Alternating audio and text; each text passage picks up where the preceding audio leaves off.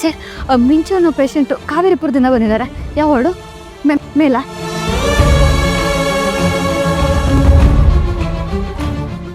Sir, ಏನಾಯ್ತು ಮಿಂಚುಗೆ? ಕಿತಕ್ಕಿದ್ದಂಗೆ ತಲೆ ಸುತ್ತ ಬಿದ್ಲು ಅಂದ್ರೆ ಏನರ್ಥ ಸರ್? ಸರ್, ಇವಾಗ ಆರಾಮಾಗಿದ್ದಾಳ? ಡಾಕ್ಟರ್ ಏನಂತ ಹೇಳಿದ್ರು? ನೀವೇನು ಯೋಚನೆ ಮಾಡಬೇಡಿ, ಎಲ್ಲ ಸರಿ ಹೋಗುತ್ತೆ. ಅವಳು ಮೊದಲಿನ ಥರ ಆರಾಮ ಆಗೇ ಆಗ್ತಾಳೆ. ಹಾಂ,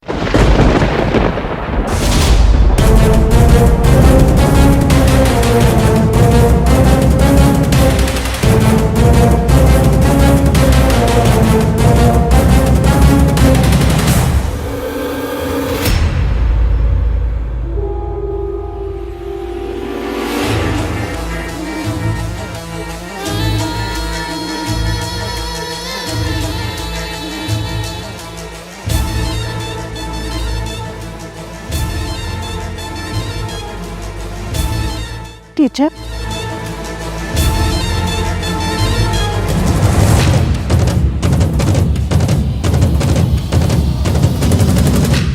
ನಮ್ಮ ಮಿಂಚು ಹುಷಾರಿಲ್ಲ ಅಂತ ನಿಮಗೆ ಹೇಗೆ ಗೊತ್ತಾಯ್ತು? ಅದು ಅಲ್ಲದೆ ಇಷ್ಟು ಬೇಗ ನೀವಿಲ್ಲಿ ಹೇಗೆ ಬಂದ್ರಿ? ಯಾರು ಹೇಳಿದ್ರು ನಿಮಗೆ?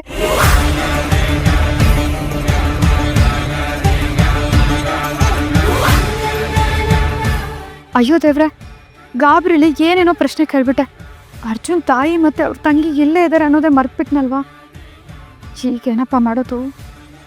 ಇದೇನು ಮಾಡ್ಬಿಟ್ರೆ ಅಂತೆ, ಒಂದೇ ಸಲ ಪಟ ಅಂತ ಪ್ರಶ್ನೆಗಳನ್ನು ಕೇಳಿ ನನ್ನನ್ನು ಇಕ್ಕಟ್ಟಲ್ಲಿ ಸಿಗಾಕ್ಸ್ಬಿಟ್ರಲ್ಲ. ಕ್ಷಮಿಸಿ ಸರ್, ನನಗೆ ಮಿಂಚು ಬಗ್ಗೆ ಇರೋ ಕಾಳಜಿ ಹೀಗೆ ಪ್ರಶ್ನೆ ಕೇಳೋ ಹಾಗೆ ಮಾಡ್ತು. ಯಾವ ಟೀಚರ್ ಸುಮ್ಮನೆ ನಿಂತ್ಬಿಟ್ರಿ? ಅದು ಮಿಂಚು ಶಾಲೆಗೆ ಬಂದಿರಲಿಲ್ವಲ್ಲ, ಅದಕ್ಕೆ ಅರ್ಜುನ್ ಸರ್ಗೆ ಕರೆ ಮಾಡಿದ್ದೆ. ಅವರು ಮಿಂಚು ಹೀಗಾಗಿದೆ ಅಂತ ಹೇಳಿದ್ರಲ್ಲ, ಅದಕ್ಕೆ ಬಂದ್ಬಿಟ್ಟೆ.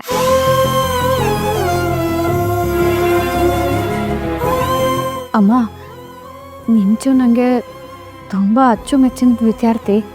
ಅದಕ್ಕೆ ಅವಳಿಗೆ ಹೀಗಾಗಿದೆ ಅಂತ ಗೊತ್ತಾಗಿ ಮನಸ್ಸು ತಡಿಲಿಲ್ಲ ಅಮ್ಮ, ಓಡ್ ಬಂದ್ಬಿಟ್ಟೆ. ದಯವಿಟ್ಟು ನಾನೆಲ್ಲನಾದ್ರೂ ತಪ್ಪಾಗಿದ್ರೆ. ಅಯ್ಯೋ ಟೀಚರ್ ಅಮ್ಮ, ಎಂತ ಮಾತು ಹೇಳ್ತಿದ್ದೀರಾ? ಒಬ್ರು ಕಷ್ಟದಲ್ಲಿದ್ದಾರೆ ಅಂದರೆ ಅವ್ರಿಗೆ ಹೆಗಲು ಕೊಡೋಕ್ಕೆ ಯಾರಾದರೂ ಬರ್ತಾರೆ ಅನ್ನೋದೇ ದೊಡ್ಡ ವಿಷಯ.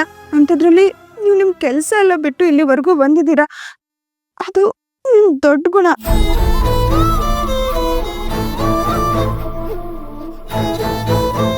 ಈಗ ಹೇಗಿದ್ದಾಳಮ್ಮ ಮಿಂಚು? ಏನು ಹೇಳೋದು? ಡಾಕ್ಟ್ರ್ ಏನು ಹೇಳ್ತಾ ಇಲ್ಲ, ಟೆಸ್ಟ್ ಮಾಡ್ತಾನೆ ಇದ್ದಾರೆ. ನನಗೇನು ಅರ್ಥ ಆಗ್ತಾ ಇಲ್ಲ. ನಂಗೆ ತುಂಬ ಗಾಬರಿ ಆಗ್ತಾ ಇದೆ. ನಂಗೆ ಕೈ ಕಾಲೇ ಆಡ್ತಾ ಇಲ್ಲ.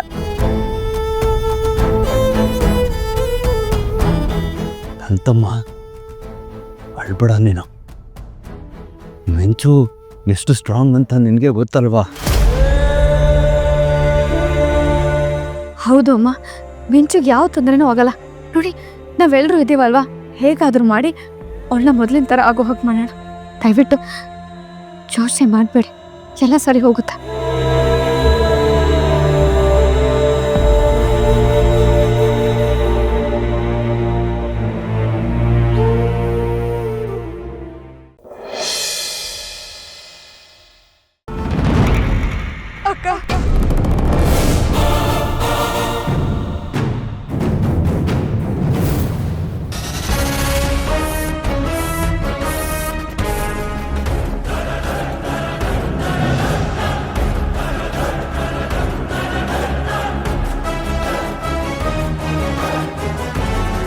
ಅಕ್ಕ,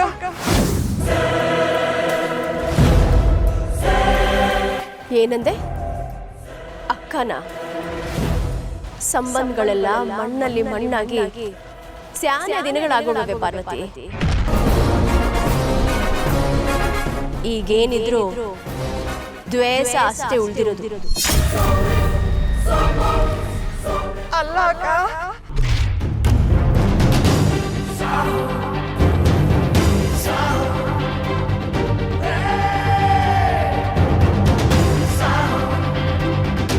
ಆಶೀರ್ವಾದ ಮಾಡಿ ಅತ್ತೆ, ಈ ಎಲೆಕ್ಷನ್ ಆಗೆ ನಂಗೆ ಗೆಲುವು ಸಿಗ್ಬೇಕು.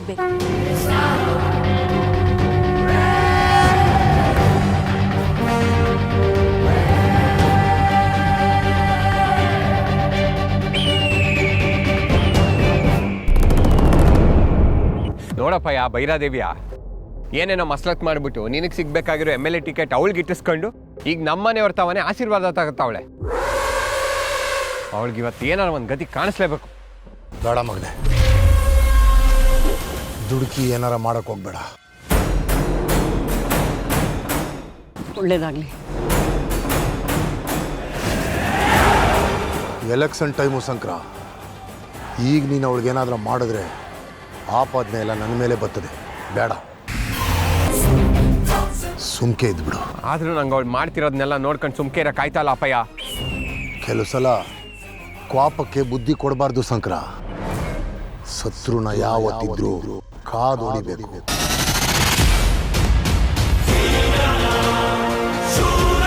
ನಾನೇನು ಬರ್ತೀನಿ.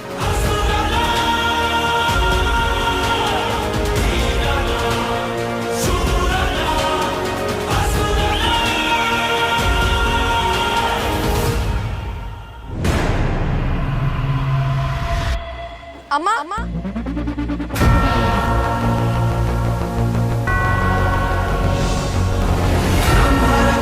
ಅಮ್ಮ, ನಿಮ್ಮ ಹತ್ರ ಸ್ವಲ್ಪ ಮಾತಾಡಬೇಕು. ನಿನ್ನ ಮನ್ಸ್ನಾಗೆ ಏನು ಓಡ್ತೈತೆ ಅಂತ ನನಗೆ ಸಂದಾಗ ಗೊತ್ತು. ಆದರೆ ಅದನ್ನೆಲ್ಲ ಮಾತಾಡೋಕ್ಕೆ ಇದು ಸರಿಯಾದ ಟೈಮು ಅಲ್ಲ, ಜಾಗೂ ಅಲ್ಲ. ಇನ್ನೊಂದು ಕಿತ್ತ ಸಿಗುಮ, ನೀನು ಒಳ್ಳು.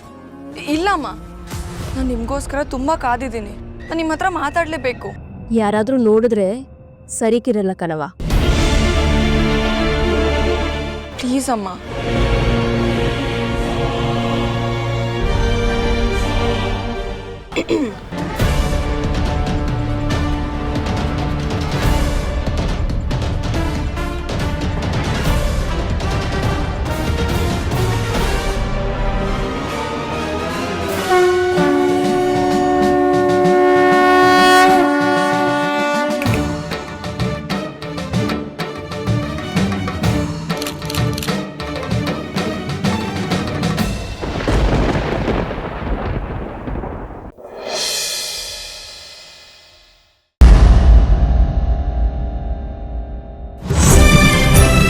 ಅಂಬಾಕ, ನಿಮಗೆ ಆಶ್ಚರ್ಯ ಆಗಿರ್ಬೋದು ಅಲ್ವಾ?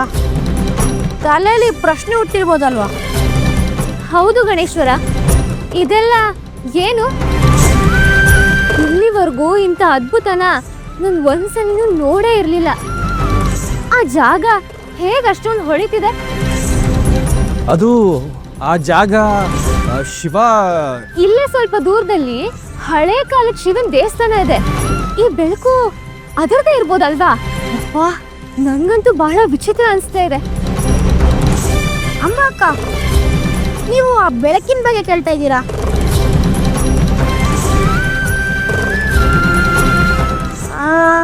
ಬೇರೆ ಏನೋ ಆಶ್ಚರ್ಯ ಅಂತ ಅನ್ನಿಸ್ತಿಲ್ವ ನಿಮ್ಗೆ? ಈ ಜಾಗನೇ ಆಶ್ಚರ್ಯ ಅನ್ನಿಸ್ತಿದೆ.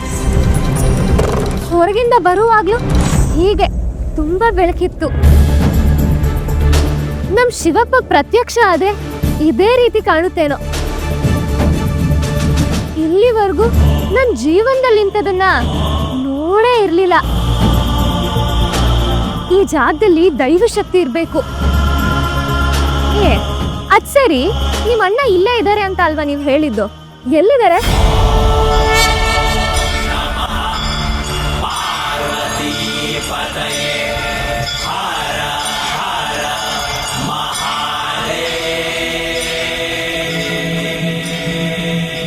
ನಂದೀಶ್ವರ, ಗಣೇಶ್ವರ, ನಿಮ್ಮಿಬ್ರನ್ನೇ ಕೇಳ್ತಿರೋದು. ಎಲ್ಲಿ ನಿಮ್ಮ ಅಣ್ಣ? ಅದು ಅಣ್ಣ ಇಷ್ಟೊತ್ತು ಇಲ್ಲೇ ಇದ್ದ, ಈಗೆಲ್ಲೋ ಹೋಗಿದ್ದಾನೆ ಅನ್ಸುತ್ತೆ.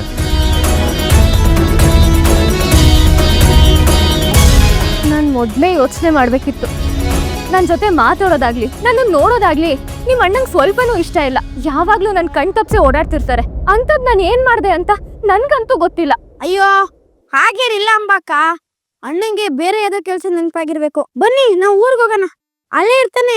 ಏನ್ ಮಾತಾಡ್ಬೇಕಿದ್ರು ಅಲ್ಲೇ ಮಾತಾಡಿ.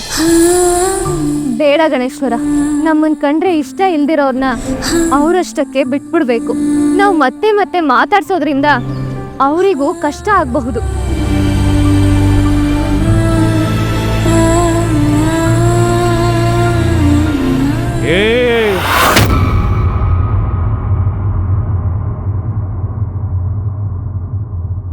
ಏಯ್, ಇಬ್ರು ಸೇರಿ ನನ್ನನ್ನ ಕೆಸರಿನ ಹೊಂಡಕ್ಕೆ ಬಿಸಾಕ್ತೀರಾ?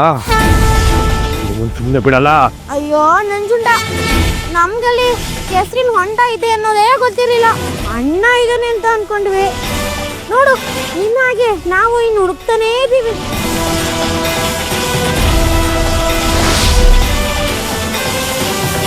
ಏಯ್, ಎಲ್ಲಿ ಮಹೇಶ್ವರ? ಎಲ್ಲಿ ಅವನು?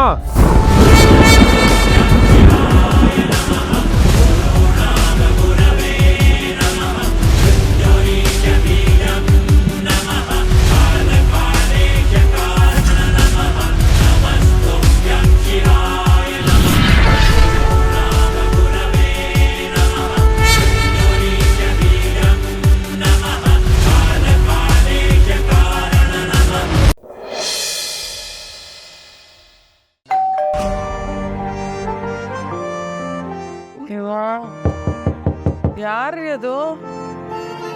ರೀ ರೀ, ಯಾರೋ ಬಾಗಿಲು ಬಡಿತಿದಾರ್ರೀ, ನೋಡಿ.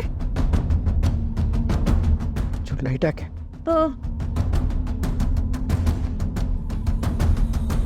ಟೈಮ್ ಎಷ್ಟು? ನೋಡಿ, ಮಲ್ಗಕ್ಕೂ ಬಿಡಲ್ಲಪ್ಪ ಜನ. ಹೇ, ಮಧ್ಯರಾತ್ರಿ 3:30 ಕಣೆ.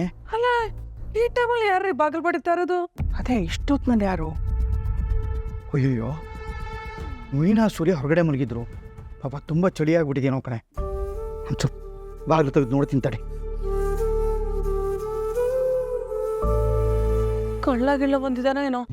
ಇವ್ರು ಬೇರೆ ಧೈರ್ಯಶಾಲಿ ಥರ ಹೋಗ್ತಿದಾರಲ್ಲ. ಇವರು ಎಲ್ಲದಕ್ಕೂ ನಾನೇ ಹೋಗ್ಬೇಕು ಈ ಮನೇಲಿ. ರೀ ರೀ ರೀ, ಎಲ್ರಿ ನಿಧಾನಕ್ಕೆ ತೆಗಿರಿ, ಕಳ್ಳ ಬಂದಿದ್ರೆ. ನಿನಗಿಂತ ದೊಡ್ಡ ಕಳ್ಳಿ ಯಾರಿರ್ತಾರೆ ಈ ಭೂಮಿ?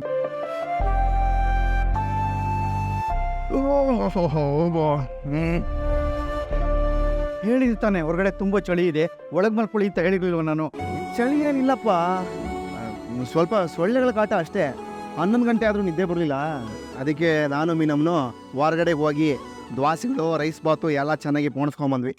ಮಧ್ಯರಾತ್ರಿಲಿ ದೋಸೆ, ರೈಸ್ ಬಾತು ಓ, ಅಲ್ಲಿ ತಿಂದಿದ್ ಸಾಲ್ದು ಅಂತ ಇಲ್ಲಿ ನಮ್ ಪ್ರಾಣ ತಿನ್ನಕ್ ಬಂದಿದ್ದೀರಲ್ಲ.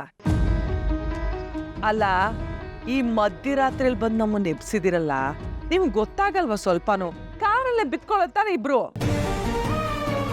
ಬಾಯಿ ಮುಚ್ಕೊಂಡು ನಡಿಯಲಿ, ನಡಿ. ಮಾವನ್ಗಡಿ ನೀನು ಆ ಮನೋಜ, ರೋಹಿಣಿ ಅವ್ರನ್ನ ಕಾರಲ್ಲಿ ಮಲಕ್ಕು ಅಂತೇಳಿ ಇವ್ರಿಗೆ ರೂಮ್ ಬಿಡಿಸ್ಕೊಡ್ತೀಯಾ? ಆಗತ್ತಾ? ಅವರು ಪಾಪ, ಅದು ಏನೇನು ಪಾಪನೇ? ಬಾ ಪಿಸ್ಟಳೆ, ನಡಿ ನಡಿ, ಹೋಗಿ ಬಿದ್ದ ನಡಿ, ನಡಿಯೇ. ಸೂರ್ಯ, ಮೀನಾ ಬನ್ನಿ, ಒಳಗೆ ಮಲಕ್ಕೋ ಬನ್ನಿ. ಊರಬ್ಬ ತಡಿಮ್ಮ, ಹೋಗೆ ಬಿದ್ಕೋ, ಹೋಗೆ. ನೀವು ಬಾಗ್ಲಾಕ್ಬಿಟ್ಟು ಬರ್ತೀನಿ, ಹೋಗೆ.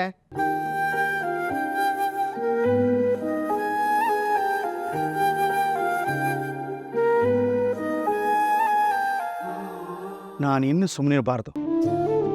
ಈ ಮಕ್ಕಳು ಕಷ್ಟಪಡ್ತಾರೋದನ್ನ ನನ್ನ ಕೈಲಿ ನೋಡೋಕ್ಕಾಗಲ್ಲ. ಅವ್ರಿಗೆ ಆ ರೀತಿ ಕಷ್ಟಪಡುವಾಗ ನಾನು ಬೆಚ್ಚಗೆ ಹೊದ್ಕೊಂಡು ಮಲಗೋದು ನಾನು ಸರಿ ಕಾಣಿಸ್ತಾ ಇಲ್ಲ. ನಾನಿರುವಾಗಲೇ ಇದಕ್ಕೊಂದು ದಾರಿ ಮಾಡಿಬಿಡ್ಬೇಕು. ಅರಳುವ ಹೂವುಗಳೇ ಆಲಿಸಿರಿ, ಬಾಳೊಂದು ಹೋರಾಟ ಮರೆಯದಿರಿ.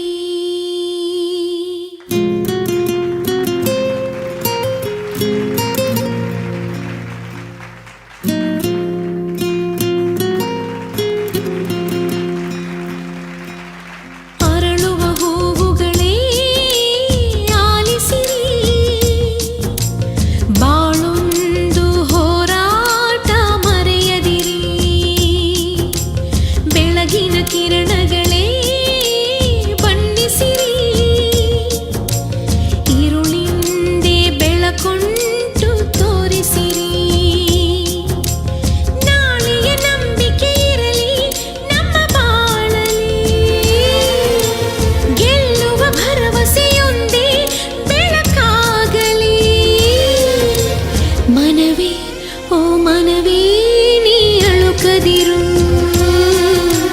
ಮಳೆಯೋ ಬರಸಿಡಿಲೋ ನೀ ನಡೆಯುತ್ತಿರು.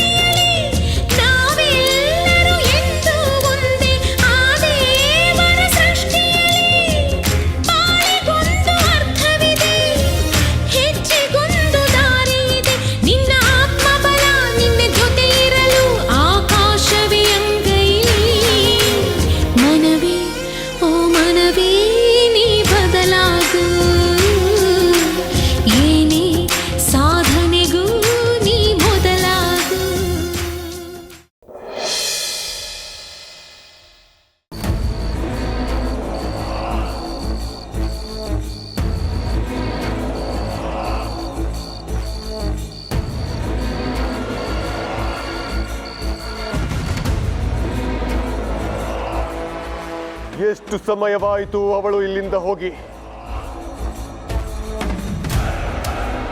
ನಾನಿಲ್ಲಿ ಕಾಯುತ್ತಿದ್ದೇನೆ ಎಂದು ಅವಳಿಗೆ ತಿಳಿದಿಲ್ಲವೇ? ಅಥವಾ ನೆನಪಿದ್ದರೂ ನನ್ನನ್ನು ಕಡೆಗಣಿಸುತ್ತಿದ್ದಾಳೆ?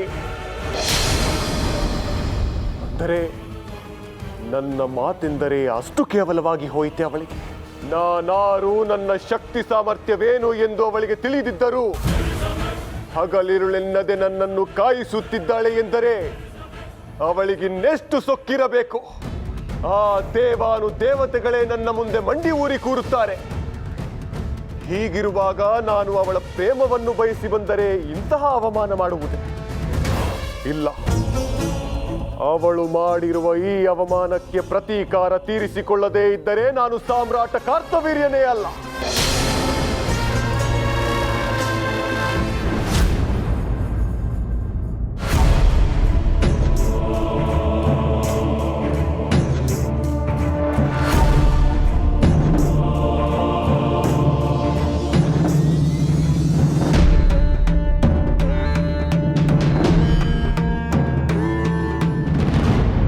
ರೇಣುಕೆ, ನೀನು ಇಲ್ಲಿ? ಅದು ಎಷ್ಟು ಹೊತ್ತಿನಲ್ಲಿ? ನೀನೇ ಕೆಳಗೆ ಬರಲು ಹೋದೆ? ನಿನ್ನನ್ನು ನೋಡಬೇಕು ಎಂದೆನಿಸಿತು ಜಮದಗ್ನಿ. ನಿನ್ನೊಬ್ಬನನ್ನೇ ಈ ಕಾಡಿನಲ್ಲಿ ಬಿಟ್ಟು ನಾನು ಹೇಗೆ ಅರಮನೆಯಲ್ಲಿ ಇರಲಿ? ಅದಕ್ಕಾಗಿಯೇ ಬಂದೆ. ನನ್ನಿಂದಾಗಿ ನಿನ್ನ ನೆಮ್ಮದಿ ಹಾಳಾಯಿತಲ್ಲವೇ ಜಮದಗ್ನಿ? ಹಾಗನ್ನ ಬೇಡ ರೇಣುಕೆ. ಈ ಲೋಕದಲ್ಲಿ ನನ್ನ ಮನಸ್ಸಿಗೆ ಶಾಂತಿ ಸಿಗುವುದೇ ನಿನ್ನ ಕಾರಣದಿಂದ. ನಾನು ಈ ಕಾಡಿನಲ್ಲಿದ್ದರೂ ನನ್ನ ಮನಸ್ಸು ನೆಮ್ಮದಿಯಿಂದ ತುಂಬಿಕೊಂಡಿದೆ ಎಂದರೆ ಅದಕ್ಕೆ ಕಾರಣವೇ ನೀನು ರೇಣುಕೆ. ನಿನ್ನಿಂದ ನನಗೆ ಯಾವ ಕಷ್ಟವೂ ಇಲ್ಲ ರೇಣುಕೆ. ಆದರೆ ಜಮದಗ್ನಿ, ನನ್ನ ಪ್ರೀತಿಯ ಕಾರಣದಿಂದಲೇ ಅಲ್ಲವೇ ನೀನೀಗ ವನವಾಸದಲ್ಲಿರುವುದು? ದಯವಿಟ್ಟು ನನ್ನನ್ನು ಕ್ಷಮಿಸು ಜಮದಗ್ನಿ. ಚೇಚೆ, ನೀನು ಮಾತನಾಡುತ್ತಿರುವೆ ರೇಣುಕೆ. ಇದಾವುದು ನಿನ್ನಿಂದಾದದಲ್ಲ. ನಾನೊಬ್ಬ ದೊಡ್ಡ ಮನುಷ್ಯನಾಗಬೇಕು ಎಂದು ನೀನೆಷ್ಟು ಹಂಬಲಿಸಿದ್ದೆ. ಆದರೆ ನೀನು ನನ್ನ ಮೇಲಿಟ್ಟ ವಿಶ್ವಾಸವನ್ನು ಮುರಿದು ಬಿಟ್ಟೆ.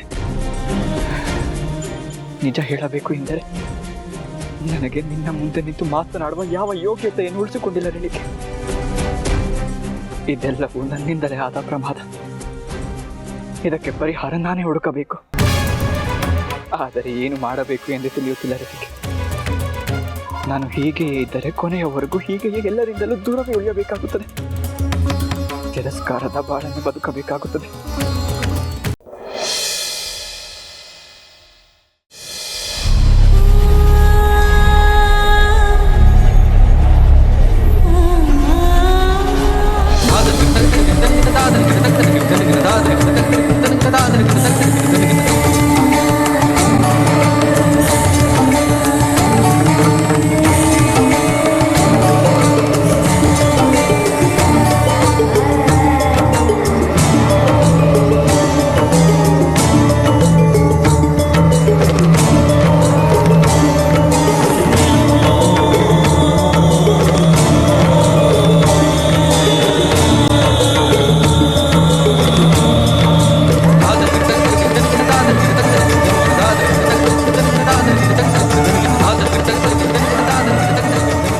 ಇದೇನು ಸ್ವಾಮಿ ಅಚ್ಚರಿ? ಬಹಳ ಸದ್ದಿಲ್ಲದೆ ಬಂದಿರಲ್ಲ. ನಿನಗೊಂದು ಅನಿರೀಕ್ಷಿತ ಅಚ್ಚರಿಯನ್ನು ಕೊಡೋಣ ಎಂದುಕೊಂಡೆ ದೇವಿ. ಚೆನ್ನಾಗಿದೆ ಈ ಅಚ್ಚರಿ. ಆದರೆ ಈ ವೈರುಧ್ಯವನ್ನು ನೋಡಿ. ಇಲ್ಲಿ ನಿಮ್ಮ ಕೈಯಿಂದ ನನ್ನ ಮುಡಿಗೆ ಹೂಮಾಲೆ ಏರಿದೆ. ಅಲ್ಲಿ ನಿಮ್ಮ ಪರಮ ಭಕ್ತಿಗೆ ಆ ಹೂವಿನ ಹಾರವು ದುರ್ಲಭ ಎನ್ನುವ ಸ್ಥಿತಿ ಇದೆ. ನೋಡುತ್ತಿದ್ದೇನೆ ದೇವಿ. ಆದರೂ ನಾನು ಅವಳ ಭಕ್ತಿಯ ಪರಾಕಾಷ್ಠೆಯನ್ನು ನೋಡುತ್ತಾ ಆನಂದಿಸುತ್ತಿದ್ದೆ. ಈ ಗೌರಮ್ಮಳದ್ದು ಎಂತಹ ಭಾವವಲ್ಲವೇ? ನಿಜ ದೇವಿ. ಆಕೆ ಬಯಸಿದ್ದು ಕೇವಲ ಲಿಂಗಕ್ಕೆ ಏರಿದ್ದ ಹೂಮಾಲೆಯನ್ನು. ಅದರ ಹೊರತಾಗಿ ಆಕೆಗೆ ಬೇರೆ ಇನ್ಯಾವ ಆಸೆಯೂ ಇಲ್ಲ. ನೀವು ಆ ಹೂವಿನ ಹಾರವನ್ನು ಪ್ರಸಾದವಾಗಿ ಅವಳಿಗೆ ಕರುಣಿಸಿ ಒಳ್ಳೆಯ ಕಾರ್ಯವನ್ನು ಮಾಡಿದಿರಿ. ಮಕ್ಕಳು ಇಲ್ಲದ ಪತಿ ಪತ್ನಿಯರು ಜನ್ಮವಿಡೀ ನಿಮ್ಮ ಭಕ್ತಿಯಲ್ಲಿಯೇ ಜೀವನ ಕಳೆದಿದ್ದಾರೆ. ಆದರೆ ಈ ಶಿವಯ್ಯನ ಭಾವವನ್ನು ಒಮ್ಮೆ ಗಮನಿಸು. ತಮ್ಮದಲ್ಲದೇ ಇರುವುದನ್ನು ಬಯಸಲೇಬಾರದು ಎನ್ನುವ ಧೋರಣೆ ಆತನದ್ದು. ತನ್ನದಲ್ಲದ ಒಂದು ಚಿಕ್ಕ ಹೂವನ್ನು ಸಹ ಬೇಡ ಎಂದು ಹೇಳುವ ಇಂತಹ ಶುದ್ಧಾತ್ಮರು ಒಂದೆಡೆ. ಎಲ್ಲವೂ ತನಗೇ ಬೇಕು ಎನ್ನುವ ಈ ಪ್ರಜ್ವಲಾತನದ ದುರುಳರು ಮತ್ತೊಂದೆಡೆ.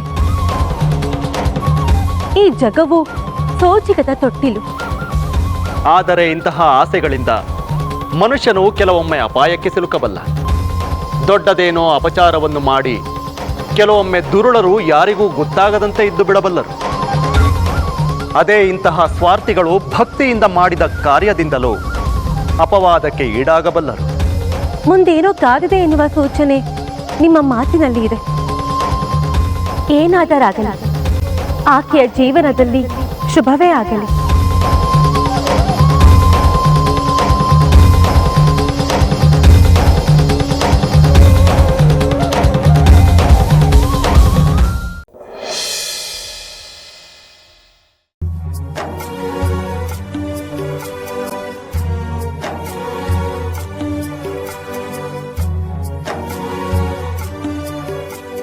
ಅಯ್ಯೋ, ನನ್ನ ಅಪ್ಪ ಅಮ್ಮ, ನನ್ನ ಲೈಫು ನನ್ನ ಇಷ್ಟ, ನೀನೇ ಕೇಳೋದಕ್ಕೆ.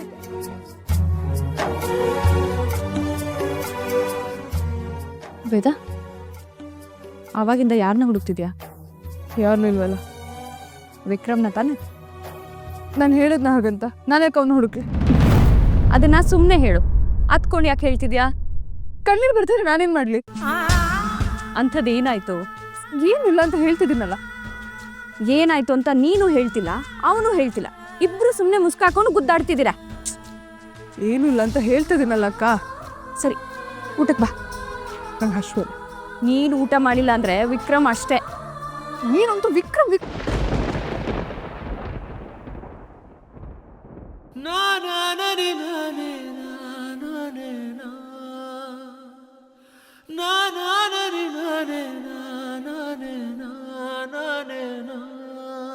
ಯಾರೋ ಇವನು ಜೋಗುಮಾರ ಕಣ್ಣಲ್ಲಿ ನಿಂತ, ಯಾರೋ ಇವನು ಮಾಯಗಾರ ಯಾರಿಗೆ ಸ್ವಂತ.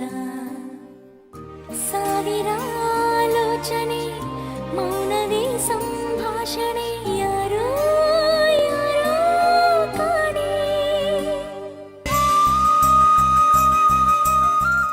ನಮ್ಮ ಮೇಲಿರೋ ಕೋಪನ ಊಟದ ಮೇಲೆ ತೋರ್ಸೋದು ಬೇಡ ಅಂತ ಹೇಳಿ ಅಕ್ಕ. ನನಗೇನು ಕೋಪ ಇಲ್ಲ, ತಾನೇ ಉರ್ಕೊಂಡು ಎದ್ದೋಗಿದ್ದಲ್ವಾ, ಹೇಳಕ್ಕ. ಉರ್ಸಿದ್ ಯಾರು ಅಂತ ಕೇಳಿ ಅಕ್ಕ. ಉರ್ಸು ಅಂತ ನಾನೇನು ಹೇಳ್ದೆ, ಕೇಳಕ್ಕ. ಅನ್ನೋರು ಮರ್ತಿರ್ಬೋದು, ಅನ್ನಿಸ್ಕೊಂಡವರು ಮರೆಯಲ್ಲ ಅಂತ ಹೇಳಿ ಅಕ್ಕ.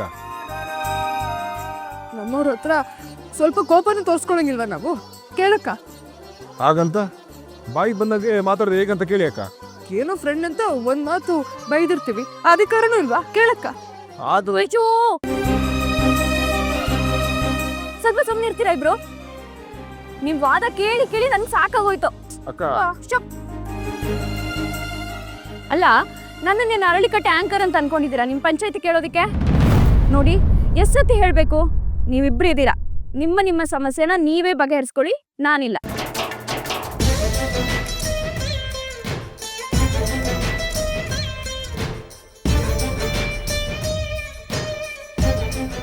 ನಾನು ಅಂದಿದ್ದು ಅಷ್ಟೊಂದು ಬೇಜಾರಾಗ್ಬಿಡ್ತಾ ನಿಂಗೆ?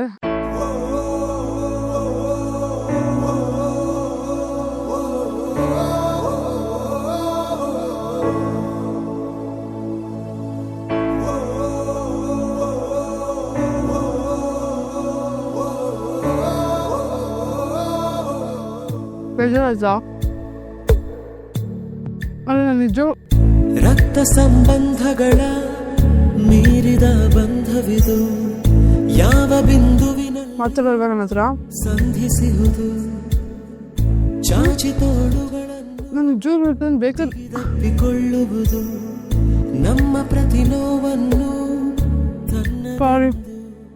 ಸಾರಿ ಕೈಯ ಹಿಡಿದು ಹೆಜ್ಜೆ ಬೆಸೆದು ಸಾಕು ನಂಗೆ. ಅದು ಮನುಷ್ಯ ಮುಂದೆ ಸಾಕು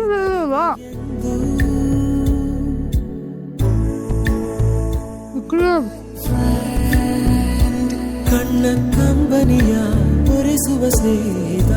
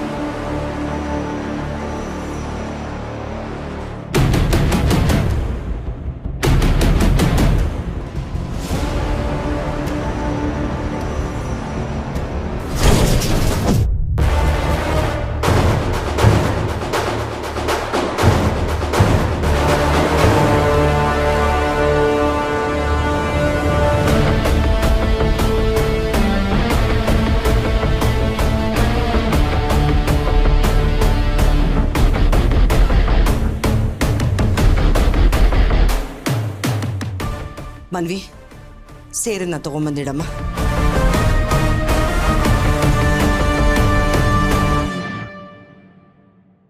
ನಿಶಿ, ಬಲ್ಗಾಲಲ್ಲಿ ಸೇರನ್ನ ಒದ್ದು ಬಲ್ಗಾಲಿಟ್ಕೊಂಡು ಒಳಗೆ ಬಾಮ್ಮ.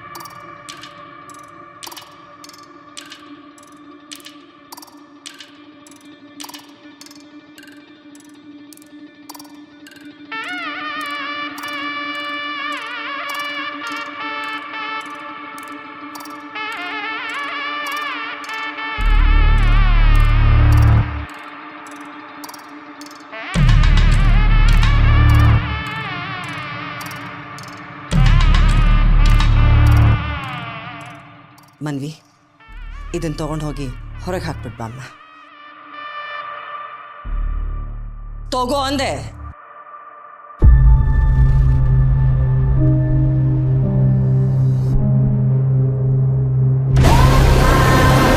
ನಿಶಿ ಇವತ್ತಿಂದ ನಮ್ಮ ಮನೆ ಸೊಸೆ.